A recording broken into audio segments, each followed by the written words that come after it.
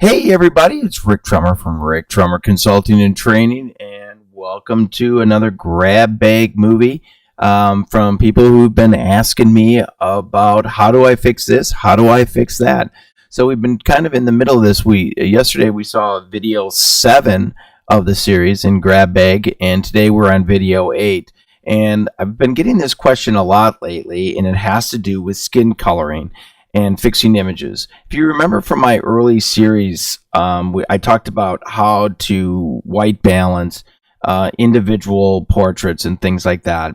But here we've got Dad over on the right, who's got much redder than the other two, and so the couple wanted me to adjust for that. And how do we do that? And this is a question that comes through a lot. How do we make adjustments for a particular face? How does that happen? Well, it's really easy to do this, and I think sometimes we overthink in Photoshop and try to, overcomplicate matters by making wild changes on something. What we're going to do here is you're going to make an overall general correction on this.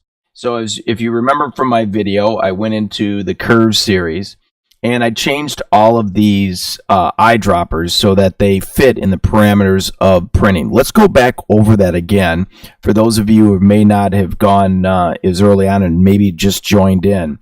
But what we want to do is we want to change these to the parameters of output. So we're going to double click on the white eyedropper. And normally this defaults where it says 255, 255, 255. And what we're going to do is we're going to put it in the parameters of how a print can be taken out. Most printers will be able to do 245. All printers will be able to do 240 as a highlight. So what I'm going to do is I'm going to switch these to 240, 240, 240 in my white space. And what that's going to do is it's going to now change the parameters a little bit. It's still neutral color, but it's just going to change it so it's a little bit in the highlight area where we're going to be able to see that when we print. Next message that comes up is ask whether or not we want to save this as our new color default. Our answer is yes. We're going to double click on the black eyedropper now. And most of the time, or in the beginning, this default is 0, 0, 0. We're going to move it to 10. 10 can be a printable black. In other words, it's black with detail with all labs. Most labs can get down to about 6. We're going to put it at 10. That's kind of the safe zone. And so 10, 10, 10, all the way down. And we're going to click OK. And now that's a printable black. And then we're going to move our gray. Excuse me, I actually clicked on the wrong eyedropper there. We're going to move our gray to 133. So since we moved our black 10, and we moved roughly the white down a little bit more than 10, 15, we're going to change this so that the middle point is 133. It's normally set at 128. So I want to set your red, green, blue, 133, 133, 133. That's going to now set your new middle point. And now we're going to click OK.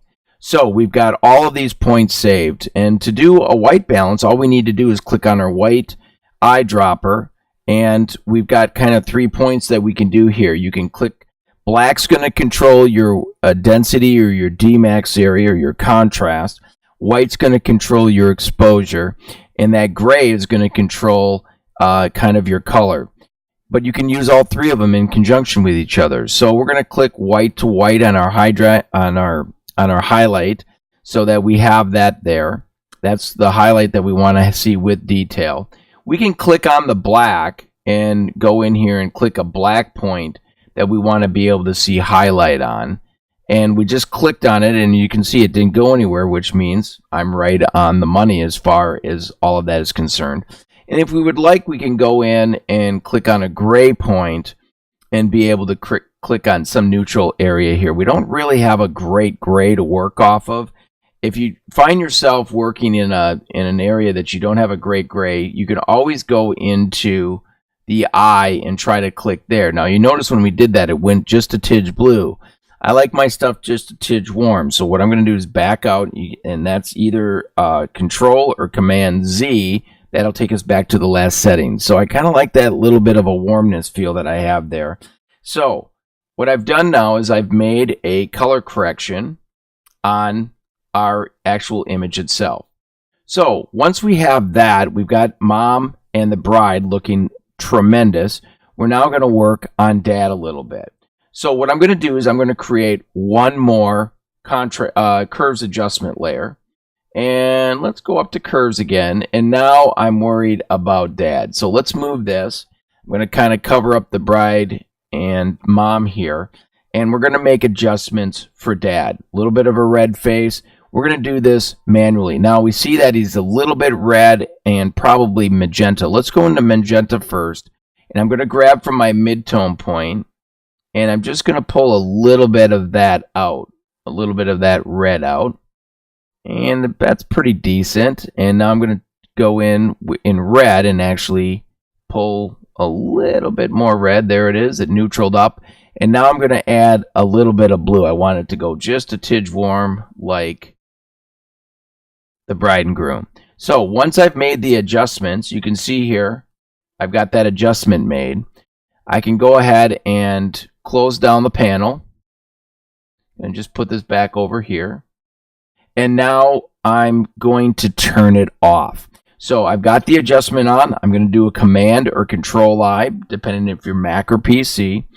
And now I'm just going to take my brush, make sure that white's in the foreground. Again, if you click on your D key, that will put those back to default foreground and background colors, so white and black. And I'm going to just come in here, and now I'm going to, with my brush, 0 as a hardness, I'm just going to come in and change dad's face. I'm just going to wipe it in a little bit. Now you can see it's a little bit warm, and that's okay. What we're going to do is we can always come in and make adjustments on that. So let's kind of just wipe it in. I like a soft brush here. It just makes more sense to me that you're coming in soft and not going in real heavy.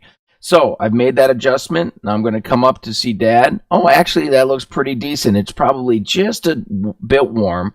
So I'm just going to double click into that a little bit. Let's go into the blue channel where I made the adjustment. And I'm just going to pull a little bit of that out. Fantastic. So I've made a quick conversion to dad. Pulled out some of that red that's in the face. And now we can flatten this image out, and if you wanted to make overall corrections at this point, you can. But we've evened out that skin tone. So for those of you who have a lot of red faces that are inside some portraits that you're doing, you can always remove them and kind of match them up a little bit so that they're a little bit more even and make those colors a little bit more vibrant in the long run. So I hope you enjoyed this little grab bag video number 7. Tomorrow I'll be back with video number 9 in the grab bag series. And again, I'm Rick Trummer from Rick Trummer Consulting and Training, and we'll see you tomorrow.